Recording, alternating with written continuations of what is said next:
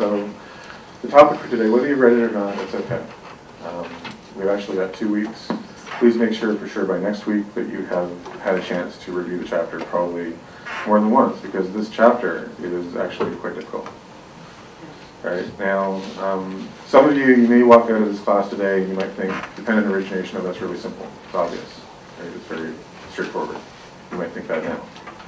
You may walk out of the class and say, I have no idea what was just said, what's going on, I have no clue. Either way is fine. You're actually probably in better shape if you're in the no clue camp, as opposed to the, oh yeah, that's easy camp. Right? But just empty your cup. This can be an extremely difficult topic. And because this is really a lot of beginners in this class, I'll try to make it as simple as I can. But we will get into some of the complexity just so that you can appreciate it. Now when this topic, when the Buddha first became enlightened, right, so he's sitting under the Bodhi tree and he reached enlightenment, the actual thing that he realized, right, was dependent origination. Right, so this thing that we're going to study, this is what the Buddha realized upon achieving enlightenment. But once he had decided that, you know, this needs to be shared, that I need to teach others so that they can reach enlightenment as well, he really thought it would just be too difficult. He thought that if I just try to explain this, no one's going to understand it. Right? It's too difficult for someone who hasn't gone through what I've gone through already to fully comprehend what this means. So at that point, that's when he formulated the Four Noble Truths, which we'll be studying later in the term. It's basically after I think these classes, we actually started the Four Noble Truths today. But essentially, they're the same thing, right? So dependent origination, Four Noble Truths, they're really two different ways of describing the same thing. Right? And actually, in Buddhist traditions, we actually, there's a number of different kinds of Buddhas, there's a number of different paths to becoming a Buddha. Right? So there's what's called a stretch, your Pali or your Sanskrit is so much better. Sravaka Buddha? Sravakayana? Yes. Yeah. Sravakayana or Sravaki Buddhas. That actually means someone who listens. Right? So they achieve Buddhahood through listening, and specifically listening and applying the Four Noble Truths. Right? So that's one path. Another path is what's called a Pratyeka Buddha. Right? And a Pratyeka Buddha is someone who doesn't necessarily learn the Four Noble Truths, they don't even necessarily have a teacher. But they actually realize Buddhahood through realizing directly dependent origination. Right? So that gives you an idea of kind of how important this topic is. In any teaching in Buddhism, you'll see dependent origination in every teaching. Right? So the teachings that you've had so far on karma, you'll see very strongly, I hope, the link with dependent origination. Karma is very closely linked to dependent origination. It's very closely linked with the Four Noble Truths. It's very closely linked with any teaching. Right? And so this is really the basis of what the Buddha taught. Okay? So, dependent origination. So, what does origination mean? When I have classes, I like to actually ask lots of questions, so hopefully you guys are awake and had your coffee and stuff like that. Otherwise, I'm just going to ask questions, answer them, and you guys are just going to sit there and it's not going to be as much fun. I think we got a couple of microphone helpers. We do. So if you can be on standby, in case anyone actually wants to talk. So dependent origination. So what do we mean by origination? What does origination actually mean? Arising, coming from, developing, becoming. Becoming, right? How do things, like originating. So how do things actually come to be? Right? So that's what origination means. How about dependent? Relying upon other things, Good. other phenomena. Perfect. Okay. So for something to exist, it relies on something else. Right? It's dependent on something else, basically existing first. So, simple so far, right? It's going to get more complicated. if you're bored now, just enjoy that. So what and another way of thinking of that is we have a cause and an effect, right? So for this effect to originate, it's dependent upon a cause. Right? Easy. And most of us have no trouble understanding this, right? If there's a cause, there's an effect. Like we said last week, if there's an action, there's a reaction. Right? So karma works the same way. Right? We have a cause, then we have an effect. The question is, how does this actually work? If I have a cause, why does that result in an effect? If I have an effect, why do I need a cause? Any initial thought? How are they related?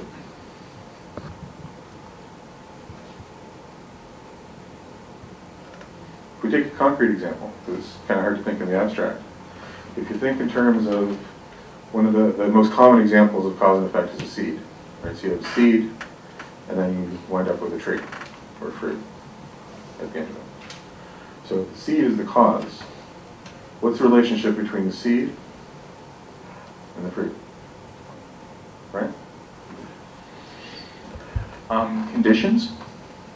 The conditioning from cause to effect. So conditions have something to do with it. Right? Conditions are not actually how they're related. Yeah. Well, the effect depends on the cause. Right? Oh, talkers in the middle here. I see that. Makes your job easy. Without the seed, there would be no possibility for the tree, but you need more than the seed. You also would need the water and the light. Okay. So if you got the handout, right, you can be kind of following along in the diagrams, right? Maybe that's someone's already doing that. So it's not sufficient just to have a cause, right? If I just had a seed, if there was nothing else but the seed forever, there would never be a fruit,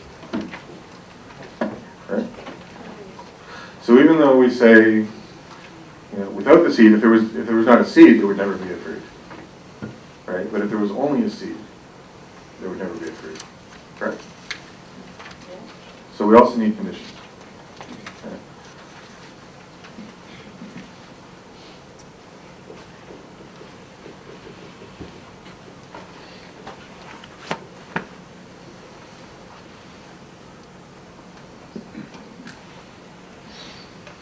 So what kind of conditions do we need to get the fruit? There were a couple mentioned already. There was soil, there was water, sunlight, fertilizer. Anything else? Oxygen. Oxygen, excellent. Actually, isn't it carbon dioxide? Science class, you'll love science class. What else? Water. I think we had water, but yes. Sunlight. Had that. Just repeating them over and over again doesn't make it seem like that. But it's amplified. That's true. Right place. Okay, so we've got sun, we've got water, we've got soil, we've got fertilizer,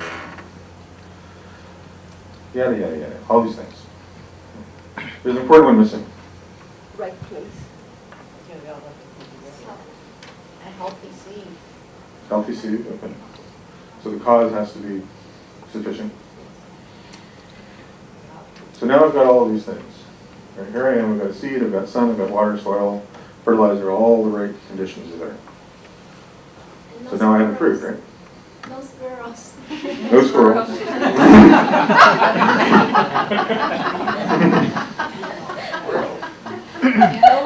No squirrels. That's actually Time? getting close. Time? Thank you. Yeah, that's a good one.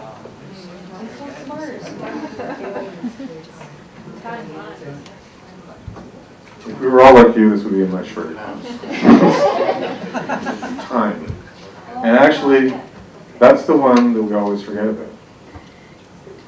Right? Because normally we have a cause, we produce an effect. There's always time is one of these conditions. It takes time. How much time does it take? Depends on the seed. Depends on the seed. How fast could it be? Not seed, but anything. Any cause, how long, how much time might we need as a condition for the effect to manifest? It could be so fast, you can't even tell. Right? It could be so fast, we can't even tell the difference between what the cause is and what the effect is. Can you think of an example? You stub your toe, it feels like you hurt it instantaneously, but it's not technically instantaneous. Mm-hmm. So like our nerve impulses, right, travel at the speed of light almost. Right, so like, we get our toe and it makes a noise. Yes? Speech. Speech. The effect of the speech almost instantaneous. Almost. Okay. Car accident, Mm-hmm. thoughts. Thoughts. Fear. Fear. What is fear? Emotions, yeah. Okay. So when we get angry, what's the cause?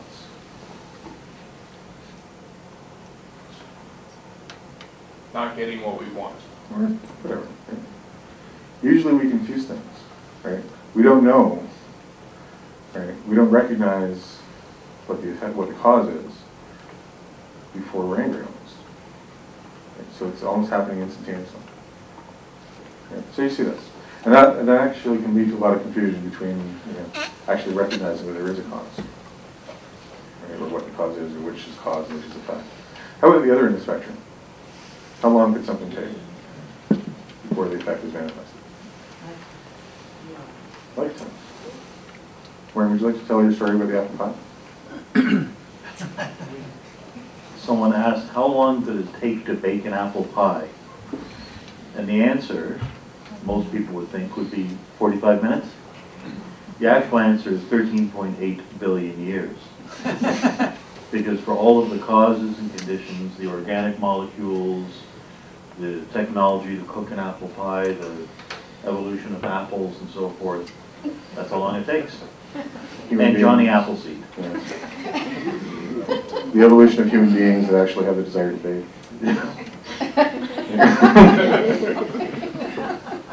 It's becoming extinct these days. So that actually gets A into, loss of desire. so those conditions, right? So it's not just immediate conditions, right? We actually have, before we had the seed, what did we have to have? Where did the seed come from? The fruit. This fruit? Yeah. I don't think so. This fruit doesn't exist. See, before, because effect follows the cause, right? So if we have a fruit here, we had to have the seed, but where did we get the seed? There's Sure. an effect before the cause that, well, there was a cause of the cause, and that cause, the fruit, was an effect of a previous cause. There we go. Close, I got something better. Yeah, I got something better. What do you got, Ralph?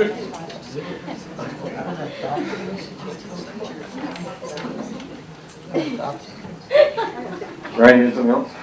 Yes. Please.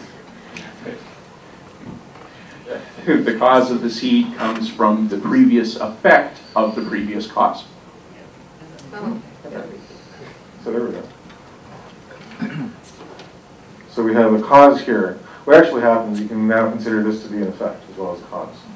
Right? Because we have a cause here. Cause is a result of cause results in effect, right? So this is actually now also an effect.